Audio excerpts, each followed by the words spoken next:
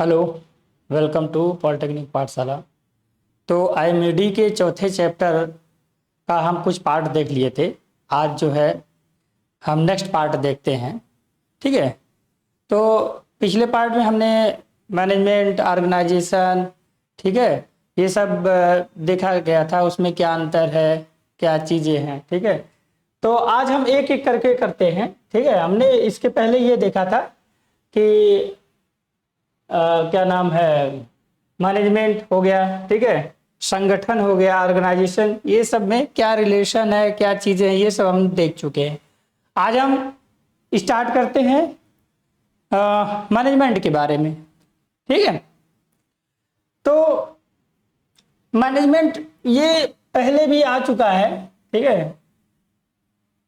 Management भी पहले आ चुका है। ठीक है। कि प्रबंधन का क्या सिद्धांत है। देखिए, प्रबंधन का क्या सिद्धांत, प्रबंधन क्या क्या तत्व, क्या या फिर प्रबंधन के आवश्यक बातें, ये तीनों लगभग एक ही चीज ही है। ठीक है।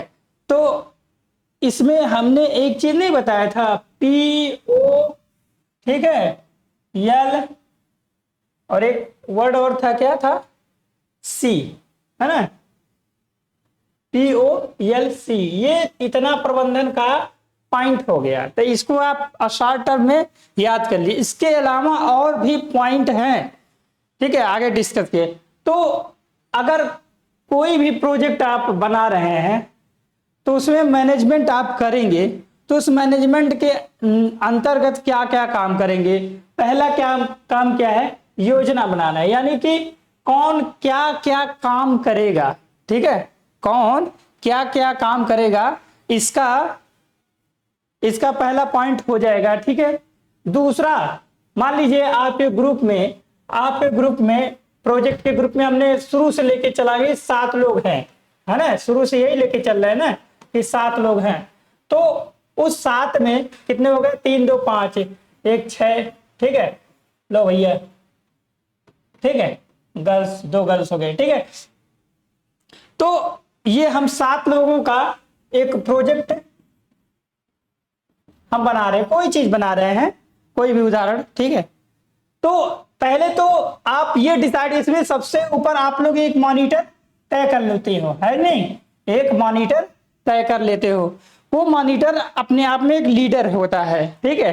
तो वो लीडर काम समझाएगा कि आप भैया ये काम करोगे, आप ये काम करोगे, आप ये काम करोगे। तो यानी कि वो प्लान कर रहा है। तो प्लान में क्या क्या लक्ष्य निर्धारित करना, सही बात है, ठीक है, संसाधनों की पहचान करना, कौन क्या काम कर सकता है। ठीक है। इसमें ये टाइपिस्ट का काम कर सकता है, ये मान लीजिए घुमक्कड़ है तो मान लीजिए मार्केट में जाएगा, मार्केट सर्वे करेगा, ठीक है, कि कौन चीजें कितने मात्रा में और कहाँ कम कीमत में मिल जाएगा। ठीक है। इसी तरीके से कोई एक ऐसा होगा जो घूमना नहीं चाहेगा, ठीक है, वो बैठ के कोई भी चीज तितर बितर है उसको सिस्टमैटिक करना चाहेगा। तो बहुत सारे खूबियां होंगी। तो वही क्या है कि मैनेजमेंट जो लीडर है, आपका मॉनिटर है, वो एक तरह से मैनेजर है। तो वो क्या करेगा, एक लक्ष्य, भाई ये काम करना है, प्लस संसाधनों की पहचान, कौन क्या काम कर से, प्लस गतिविधियों का योजना बनाना कि कैसे कैसे काम होगा। ठीक है। ये चीज हो गया, समझ में आ गया। संगठन उनको ऑर्गेनाइज करेगा, ये जो एक्सेप्ट देन हिम, ठीक है, मतलब इस 7 में से एक के अलावा जो भी है उनको ऑर्गेनाइज करके रखिएगा, आपस में लड़ाई झगड़ा ना करें। ठीक है, समझ में आया। तो उसी तरीके से कार्य का इस तरीके से विभाजन करेगा कि एक आदमी पे जो भी कार्यभार दिया जा रहा है वो अपने आप में सूटेबल है, ठीक है, ऑप्टिमम है, ठीक है, मतलब उसके सहने योग्य है। ठीक है। और दूसरे को मतलब लगभग बराबर काम बांटा गया है और उनकी संतुष्टि ली गई है कि भैया आप ये काम करोगे, आप सहमत हो, हाँ सहमत हो। तो ऐसे है कार्यों का विभाजन, ठीक है, संसाधनों का आवंटन, अधिकार और जिम्मेदारियों का निर्धारण, बस तो सिंपल। लीडरशिप में अपने आप में तो है ही, वो मॉनिटर है, वो लीड करेगा और उसके अंदर एक प्रेरणा देने का लीडरशिप भावना आना चाहिए कि अगर कोई सुस्त हो रहा है, सुस्त इन द सेंस इस 6 में से कोई अपने आप को महसूस कर रहा है यार मुझे ज्यादा काम है, जबकि उसको उतने ही काम बराबर काम दिया गया है, तो उसको प्रेरणा देगा कि नहीं यू कैन डू इट। ठीक है, तो इस तरीके से तो प्रेरणा देना, टीम का प्रबंधन करना, संचार की प्रक्रिया करना, ये सब किस में आता है? नेतृत्व में। ठीक है, समझ में आया? नेक्स्ट है कंट्रोलिंग। लड़ाई झगड़ा कर लोगे तो कंट्रोल करेगा, वही करेगा। ठीक है, मॉनिटर। ठीक है, तो वही सब है। प्रदर्शन की निगरानी, क्या क्या काम कर रहे हैं भैया। अगर आपको 2 दिन में काम कहा गया करने के लिए तो 2 दिन में आपने क्यों नहीं किया, तो उसको कंट्रोल करेगा। नेक्स्ट, आप मिलाएगा बार बार कि भैया जो लिखा गया था उसके अकॉर्डिंग ही काम कर रहोगे कि नहीं, मानकों की तुलना कर रहा है। अगर मान लीजिए बाय द वे गलती हो गई तो चलो उसको सुधार कर लेते हैं, तो ये कितने आ जाएगा? कंट्रोलिंग में। POLC बार बार बोल रहे। ठीक है, इसके अलावा एक और आया है समन्वय, कोऑर्डिनेशन। अब बढ़ाते जाइए। कोऑर्डिनेशन और ऑर्गेनाइजेशन लगभग सेम चीज है। ठीक है, ध्यान रखिए ऑर्गेनाइजेशन में जो आपका मॉनिटर है वो इस तरीके से आप लोगों को साठ गांठ बैठाए रहेगा। ठीक है, आपको मतलब बिखरने नहीं देगा। लेकिन कोऑर्डिनेशन ये कहता है कि ये एक्सेप्ट द हिम। ठीक है, मॉनिटर के अलावा आप 6 लोगों की जिम्मेदारी होगी कि आप 6 लोग आपस में तालमेल बना के काम करेंगे। ओके, तो ये होता है कोऑर्डिनेशन। समझ में? ठीक, निर्णय लेना है, डिसीजन मेकिंग, यानी कि यहां पे एक पॉइंट और जुड़ गया, decision making. Okay, decision making अपने आप में केवल न केवल मॉनिटर को दर्शाएगा कि वो क्या डिसीजन ले सकता है। अगर by the way project fail होने के कगार पे है, ठीक है, तो अपने सहयोगी दल के पास मीटिंग करेगा, मीटिंग करके कुछ निर्णय लेगा कि भैया अगर ऐसा किया जाए तो शायद फेल ना होगा।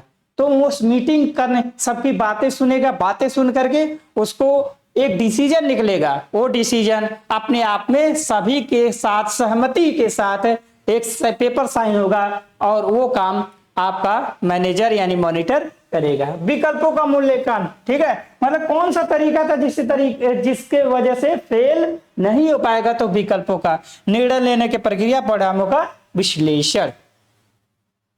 समझ में आया? नेक्स्ट है बैलेंस, यानी कि हम पॉइंट POLCCD है ना, यही था क्या, है ना? 1 2 3 4 5 6 एक और था, है ना? POLCCD है ना? ठीक है, होगा। नेक्स्ट है B। ठीक है, तो बैलेंसिंग, यहाँ 8 पॉइंट आ रहा है, एक कहीं कर, तो बैलेंसिंग मतलब क्या है कि इसको कंफ्यूज हो जाओगे आप लोग, तो इसको जो है देखिए 1 2 3 4 5 6 है ना, 6 7, ओ सॉरी, इनोवेशन।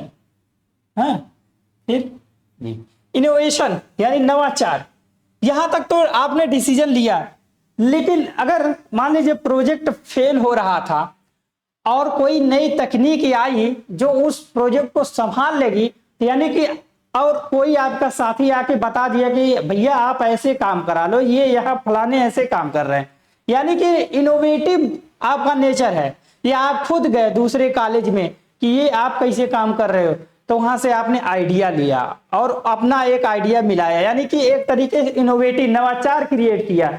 ठीक है, तो ये किसके अंतर्गत होना चाहिए? मैनेजमेंट के अंतर्गत होना चाहिए। ठीक है, यहाँ बीच में आई पॉइंट।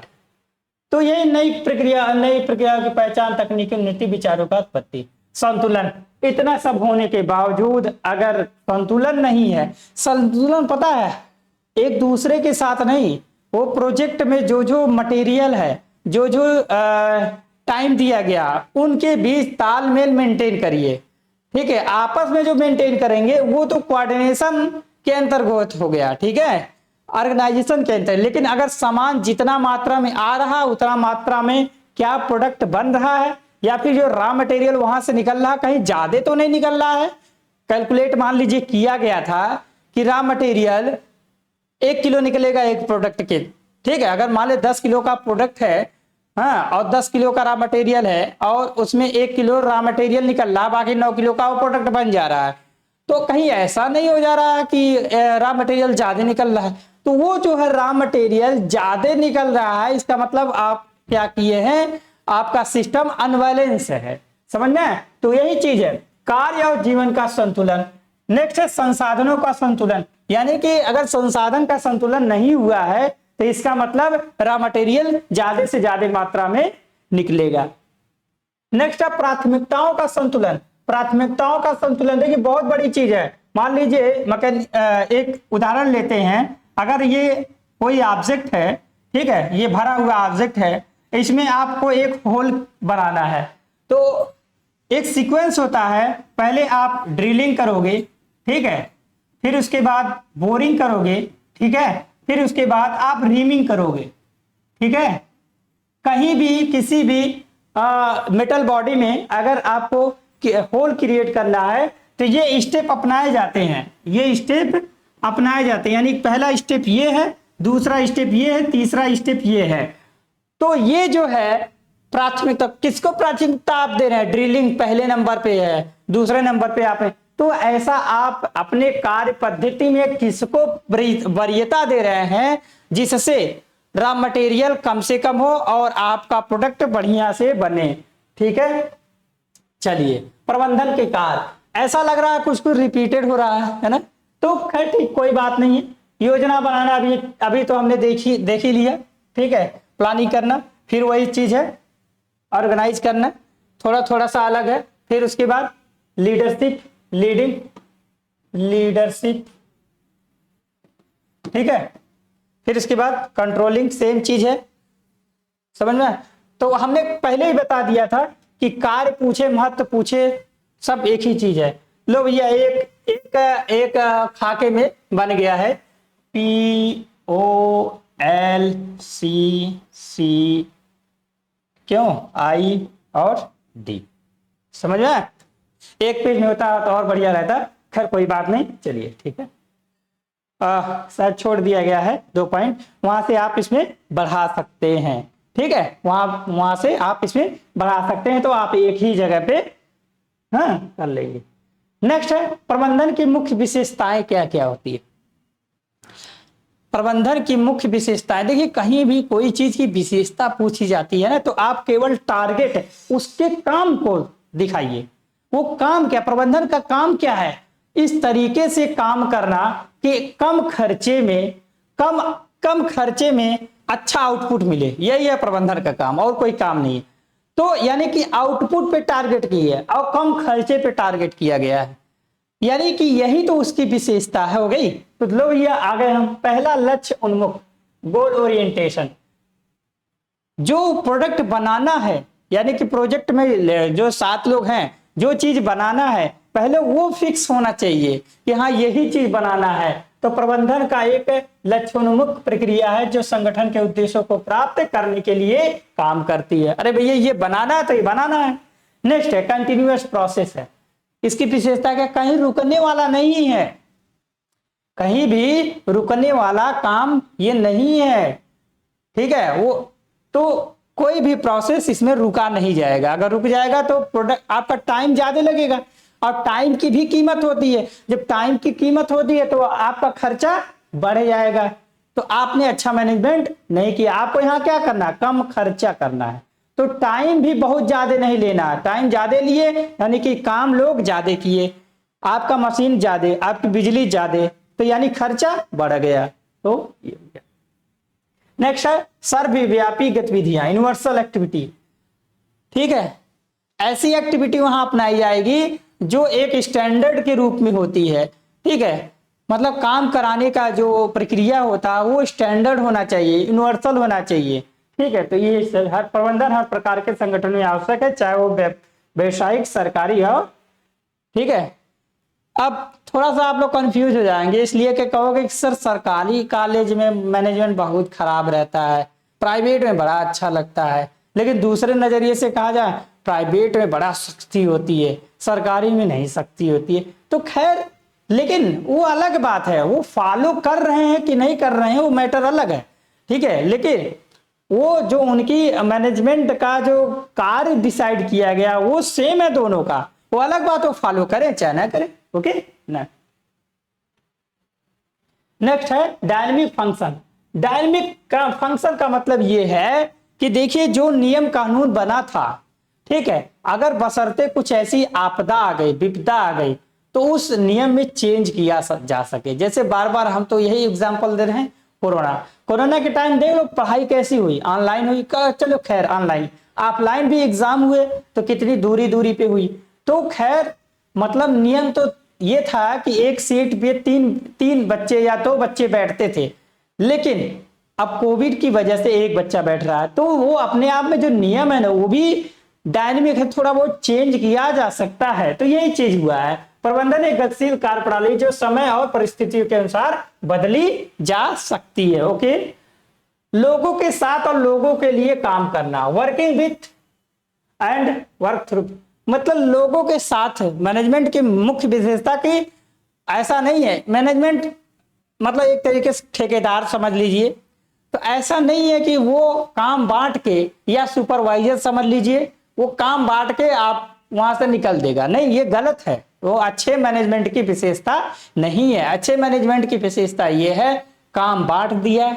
उसके बाद जा करके थोड़ी थोड़ी देर बाद देखे क्या काम हो रहा है कि नहीं हो रहा, या फिर किसी को कोई दिक्कत हो रही है तो वो महसूस कर पा रहा है कि नहीं कर, किसी को चोट लग गई है तो उसकी वजह से काम बाधित हुआ है तो वो जा करके किसी और को लगा सके, ठीक है, तो ऐसा होना चाहिए, समझ में आया। नेक्स्ट है संसाधनों का प्रभावी उपयोग, ठीक है, यानी कि जो भी मटेरियल आया हुआ है उस मटेरियल का भरपूर उपयोग हो, ऐसा नहीं ना ही हो कि वो यूज ना हो और एक्सपायरी डेट उसकी निकल जाए, ठीक है। जैसे दूध आप देखते होंगे आता है पैकेट वाला, तो उसमें 2 दिन का डेट दिया जाता है।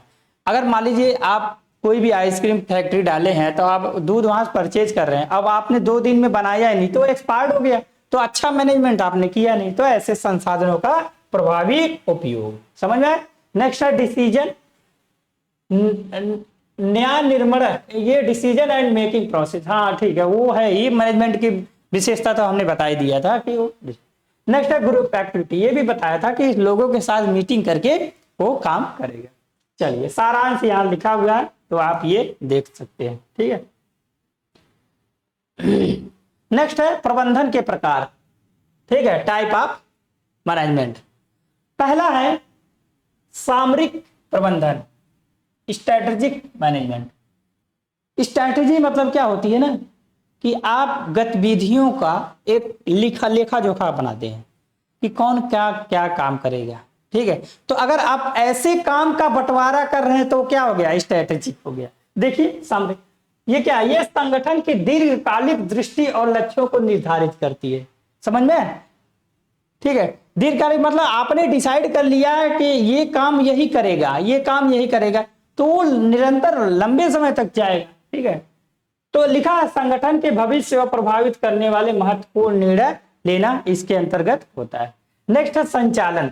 संचालन क्या होता है, मतलब जहां पे आप कोई प्रोडक्ट की बात करें, प्रोडक्ट बनाने की बात कर रहे हैं, ठीक है, जैसे ये स्ट्रेटेजिक, ये क्या होगा, टीचिंग की बात कर रहे हैं, ठीक है, मतलब कौन कैसे पढ़ाएगा।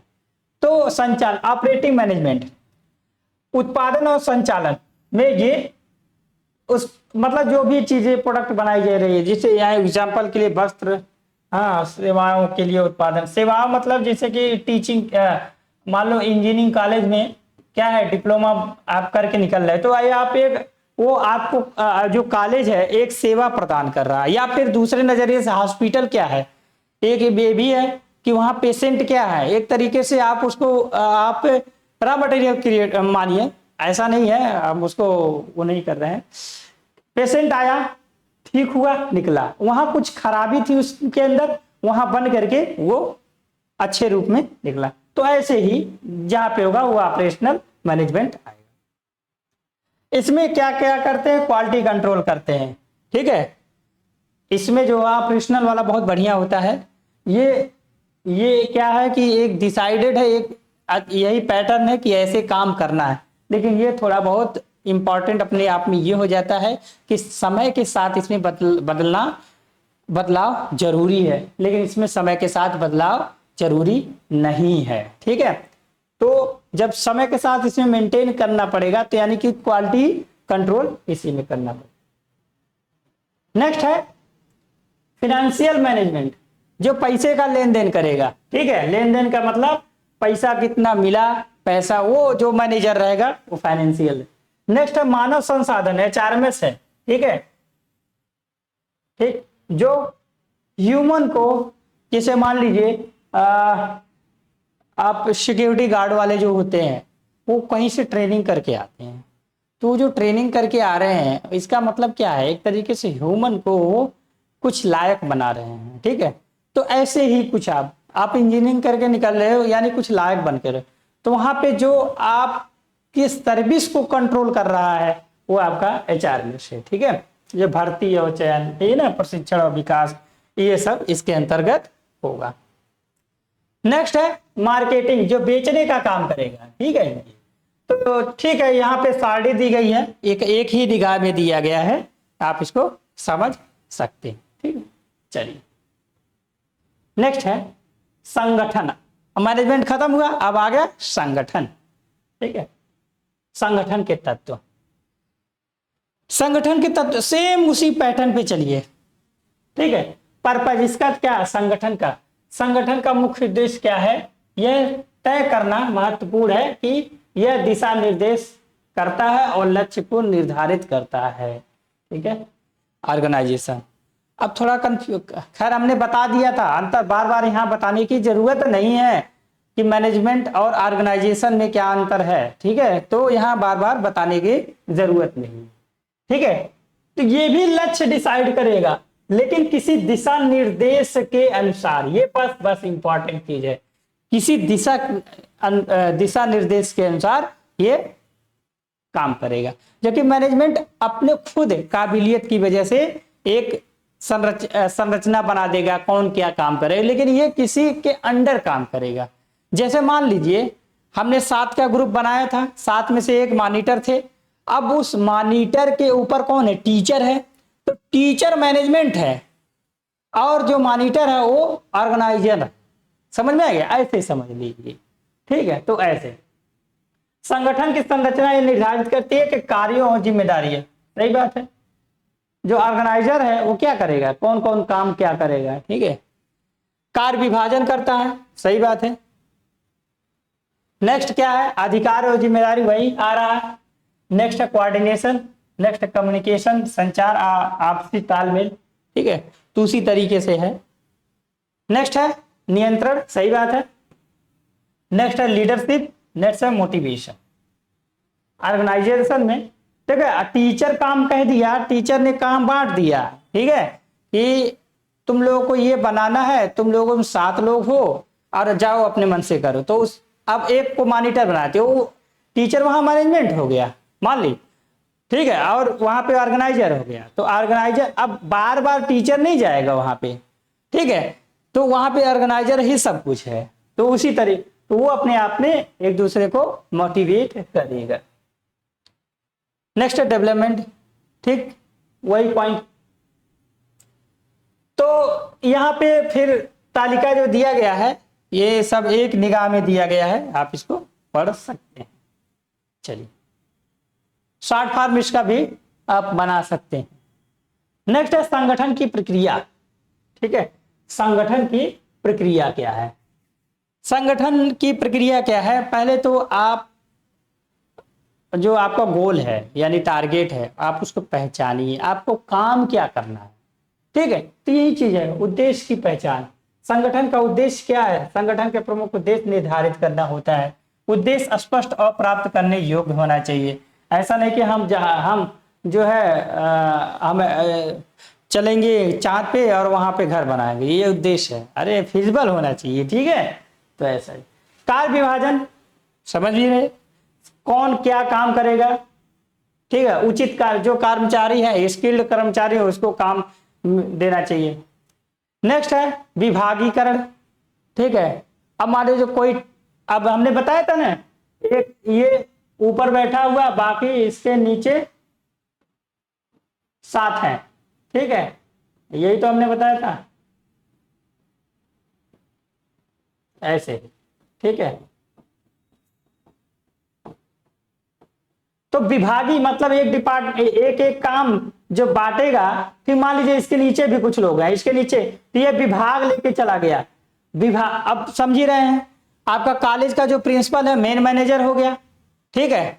अब सिविल के एचओडी होंगे, वो विभागी हो गए, ठीक, अपने आप में वो मैनेजर भी है, वो ऑर्गेनाइजर भी हैं, ठीक है। अब मान लीजिए सिविल डिपार्टमेंट है, तो सिविल के टीचर में एचओडी मेन है, उनके नीचे 4-5 टीचर होंगे, ठीक है। तो ऐसे ही है, तो यानी कि विभागीकरण भी कराएगा ऑर्गेनाइजर जो है, ऑर्गेनाइजर एक विभागीकरण भी करेगा।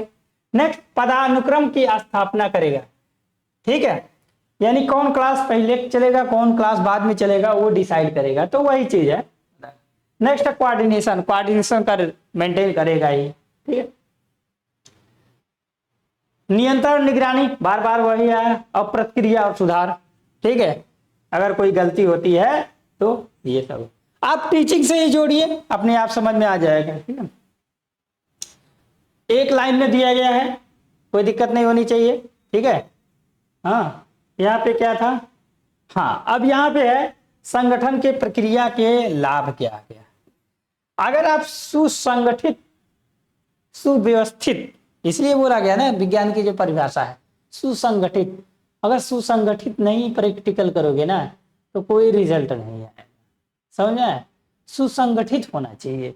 तो यानी कि संगठन का अगर संगठन आपका अच्छा है तो आपका बहुत बहुत सारे लाभ होंगे। पहला तो आपका जो है ना कार्य कुशलता पूर्वक बढ़ जाती है, ठीक है, कार्य जो है कुशलता पूर्वक बढ़ती है, ठीक है। बेहतर समय प्रबंधन हो जाता है, उच्च गुणवत्ता वाले परिणाम मिलते हैं, प्रत्येक कर्मचारी को उसकी भूमिका स्पष्ट रूप से प्राप्त होती है, यानी कि जो जिस काम के लायक है वो उसे, प्लस कार्य में अधिक पारदर्शिता होती है, जो जिस लायक काम करेगा भाई, अगर वही काम मिला हुआ है तो मन से करेगा, अगर उसको दूसरा काम दे दिया गया है तो बेमन से करेगा, यानी कि उसमें वो चालाकी करेगा या कुछ जो भी है, पारदर्शिता मेंटेन नहीं हो पाएगी। नेक्स्ट है समन्वित प्रयासों के संगठन की वृद्धि, जाहिर सी बात है विभिन्न विभागों के बीच जो संबंध अच्छा रहेगा, ठीक है, और संगठन के समग्र वृद्धि होगी, ठीक है, तो ये सब उसके लाभ हैं। नेक्स्ट है संगठन का क्या सिद्धांत है, फिर से वही है, सिद्धांत मतलब उसके कार्यशैली, अरे भाई उद्देश्य वो अपना स्पष्ट करेगा। नेक्स्ट है उसमें यूनिटी होगी, ऑर्गेनाइजर की यूनिटी क्रिएट करेगा। नेक्स्ट है अधिकार और जिम्मेदारी, जो जिस काम के लायक है उसको वही काम दिया जाए और उसको उसकी जिम्मेदारी का एहसास कराया जाए। नेक्स्ट है डिफाइन स्ट्रक्चर, स्ट्रक्चर का मतलब हमने बताया था ना, ऊपर प्रिंसिपल, नीचे कौन कौन है, एचओडी लोग हैं, सिविल, इलेक्ट्रिकल, मैकेनिकल, क्या हो गया यहाँ पे, कुछ गड़बड़ हो गया, ये रहा,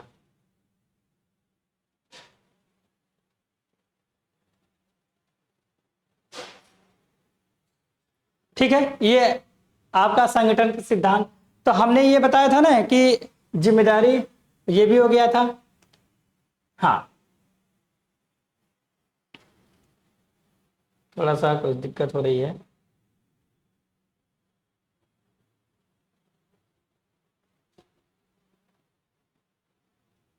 हाँ, ये रहा, सिविल है, इलेक्ट्रिकल है, मैकेनिकल है, ठीक है, इलेक्ट्रॉनिक्स है, ठीक है, इसी तरीके से ढेर सारे ब्रांच होंगे, उनकी डिपार्टमेंट अलग अलग हो जाएगा, ठीक है।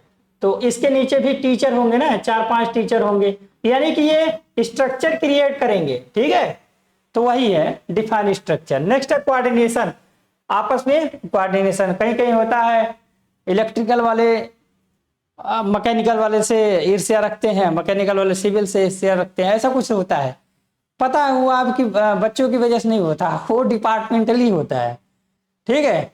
तो डिपार्टमेंट का कोऑर्डिनेशन अच्छा नहीं है, तो ये इसका मतलब कौन है, हमारा ऑर्गेनाइजर जो है प्रिंसिपल, वो मेंटेन नहीं कर पाया है, ठीक है।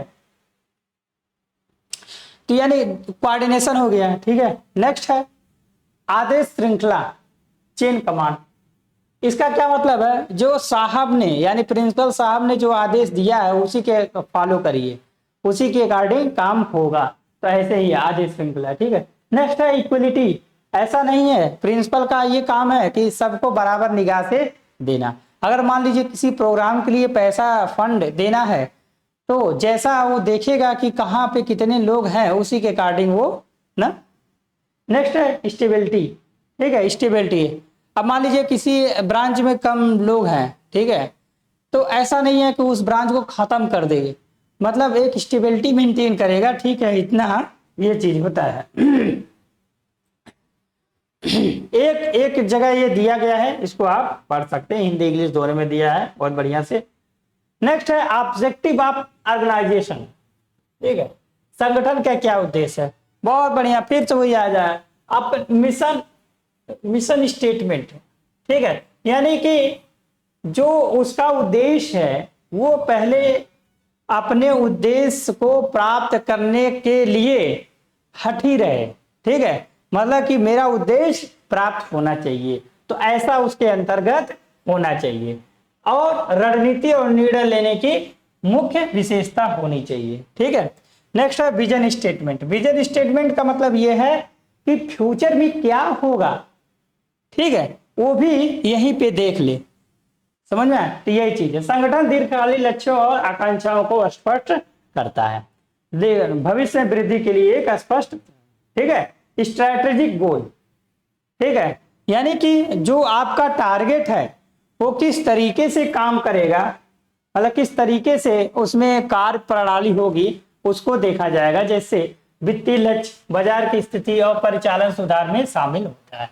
नेक्स्ट है ऑपरेशनल ऑब्जेक्टिव, यानी कि रॉ मटेरियल आए उस पर कौन कौन से काम किए जाएंगे ये अपना दिखाएगा, विभिन्न विभागों और टीमों के लिए दिन प्रतिदिन का काम बांट देगा, तो ऐसा ही काम।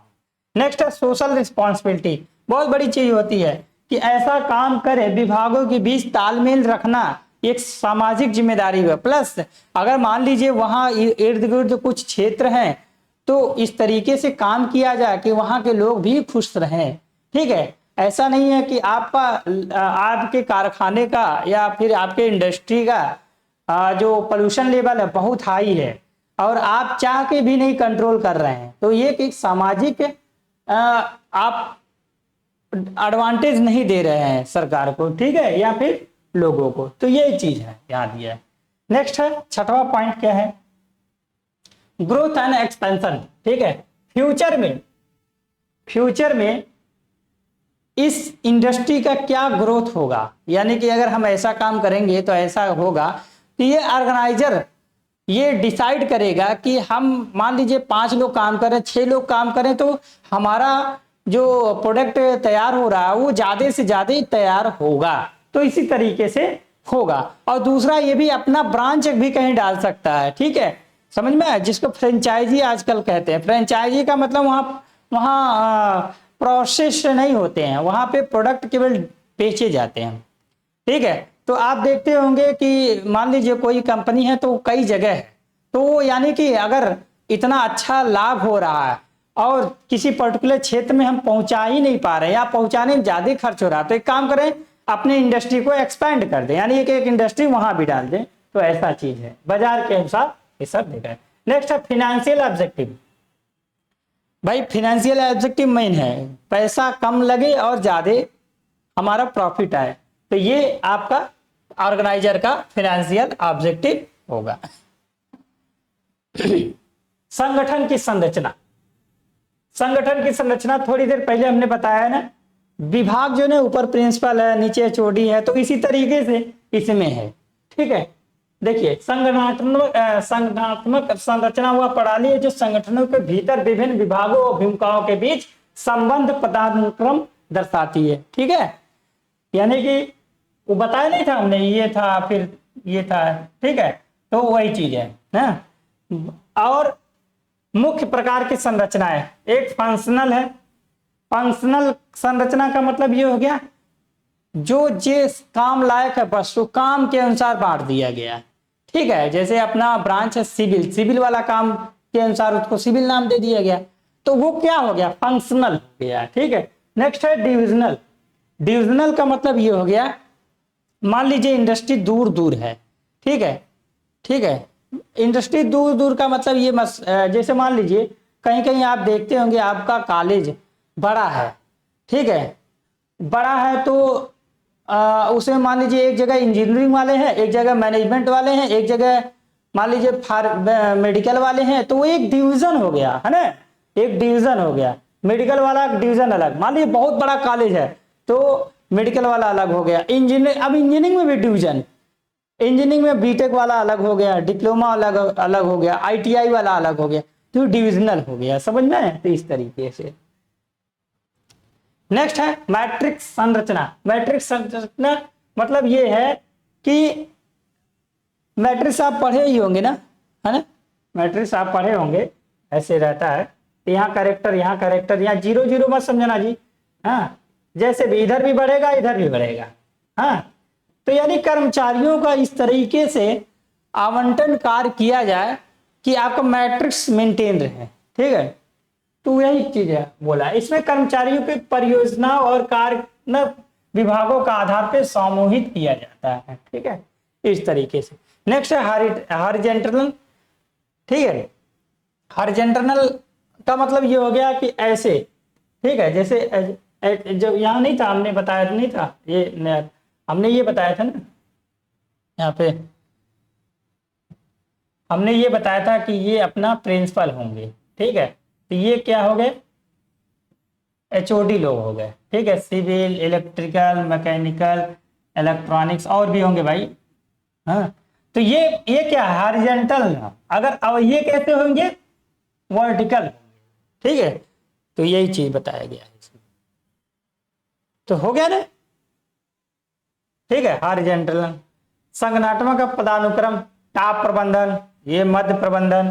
ठीक है, समझा, तो यानी कि टॉप में कौन हो गया, आपके प्रिंसिपल, मध्य में एचओडी हो गए, उसके नीचे कौन हो गए, आपके टीचर लोग हो गए, और उसके नीचे कौन है, माने आपके मॉनिटर लोग हो गए, तो ऐसे हैं हो गए। ठीक है, नेक्स्ट है निचला प्रबंधन, ये बता दिए, स्टाफ बता दिए। टीचर एक तरीके से स्टाफ ही है। ठीक है, वो मैनेजमेंट का काम नहीं मैंने अपने आप में खुद मैनेजर नहीं है, बल्कि एचओडी अपने आप में मैनेजर है या ऑर्गेनाइजर है। ठीक है, क्यों, क्योंकि डिसीजन ले सकता है। ठीक है, लेकिन टीचर अपने मन से डिसीजन नहीं ले सकता। अगर वो भी टीचर डिसीजन लेने की क्षमता रखता है या उसको अधिकार दिया गया, तो भी एक तरीके से ऑर्गेनाइजर हो गया या फिर मैनेजर हो गया। ठीक है, लाभ और नुकसान। ठीक है, लाभ ऑर्गेनाइजेशन का ये भी तो हो है कि क्या कितना लाभ होगा, कितना नुकसान होगा, वो भी एक तरीके से देगा। ठीक है, तो डिविजनल में कितना होगा या फिर ये सब देगा। मैट्रिक्स संरचना बता दिया, हॉरिजॉन्टल संरचना बता दिए। ठीक है, नेक्स्ट है फंक्शनल संगठन के लाभ। फंक्शनल के क्या क्या लाभ है। ठीक है, मतलब जिसको जो काम आता है वही दे दिया जाए। तो इसकी विशेषता क्या है, फंक्शनल संगठन में कर्मचारियों को उनके विशेष क्षेत्रों को काम करने के लिए नियुक्त किया जाता है। समझ में आया? जो फंक्शनल है समझ लीजिए वो टीचिंग वाला ही है। ठीक है, जिसमें वो अपने कौशल और विशेषताओं का बेहतर तरीके से विकसित कर सकते हैं। अब लोग फर्स्ट ईयर में पढ़े होंगे, तो फर्स्ट ईयर में होता है सब्जेक्ट मैकेनिक्स। तो मैकेनिक्स कौन पढ़ाता है, तो जो बीएससी एमएससी फिजिक्स किया हो या तो मैकेनिकल वाले पढ़ाएंगे। ठीक है, तो यानी कि उनकी उनके में जो जिम्मेदारी है, यानी कि उनके अंदर जो भी ज्ञान है उसी के अकॉर्डिंग अगर काम दिया गया है तो ऐसा है। ठीक है, नेक्स्ट है स्पष्टता और सुसंगति। सही बात है कि जो जिम्मेदारी दी गई उसको वो भली भांति जानता है, यानी वो स्पष्टता है और क्लैरिटी है। ठीक है, नेक्स्ट है बेहतर और नियंत्रण प्रबंधन। सही बात है, जिसको जो काम दिया गया अगर वही काम करेगा तो क्या होगा, बेहतर होगा। ठीक है, कंट्रोलिंग भी बेहतर होगी। ठीक है, तो इस तरीके से कास्ट इफिशियंसी, समझ में, एफिशिएंट हो जाएगा, यानी कि जो काम होगा वो कम पैसे में यानी कम लागत में हो जाएगा। ठीक है। नेक्स्ट ट्रेनिंग और डेवलपमेंट, यानी कि अगर मान लीजिए इलेक्ट्रिकल वाला है, उसको मैकेनिकल वाला पढ़ाना पड़ेगा तो उसको ट्रेनिंग देना पड़ेगा ना। ठीक है। लेकिन अगर वो मैकेनिकल वालों को ही और उसमें ट्रेनिंग दे दिया तो उसका ग्रोथ हो जाएगा। तो इस तरीके से। नेक्स्ट है निर्णय लेने की प्रक्रिया में सुधार कर देता है, सही बात है। ठीक है। नेक्स्ट है समान लक्ष्यों का मतलब समझ रहे हैं, ऐसा नहीं होता है कि पूरा का पूरा बैच मतलब पासिंग, जो पास होते हैं ना इलेक्ट्रिकल मैकेनिकल सिविल सब एक ही साथ तो पास होते हैं। तो वही चीज बताया गया, समान लक्ष्यों का दिशा। अब अलग बात है कोई लड़का अपनी तरफ से फेल हो जाए तो उसके लिए कोई क्या कर सकते हैं। ठीक है। उच्च उत्पादकता, बहुत अच्छी बात है। उच्च उत्पादकता का मतलब यही हो गया, अगर फेल कम से कम होंगे यानी कि उत्पादकता बढ़ गई। तो वही चीज है। ठीक है। एक निगाह में दिया गया है, इसको आप लोग देख सकते हैं। ठीक है। अब आ रहा है एकल स्वामित्व, सोल प्रोप्राइटरशिप। ठीक है। ये अलग से हट करके है, ये इस स्लाइड का हिस्सा नहीं था। तो यहां तक हमने देखा कि टाइप ऑफ मैनेजमेंट क्या होता है, उसके टाइप क्या होते हैं, ऑर्गेनाइजेशन क्या होता है, ऑर्गेनाइज के टाइप क्या होते हैं, उसकी विशेषताएं क्या होती हैं। ठीक है। ये सब चीजें हमने देखा। ठीक है। अब इसके बाद नेक्स्ट स्लाइड में मिलते हैं। ठीक है।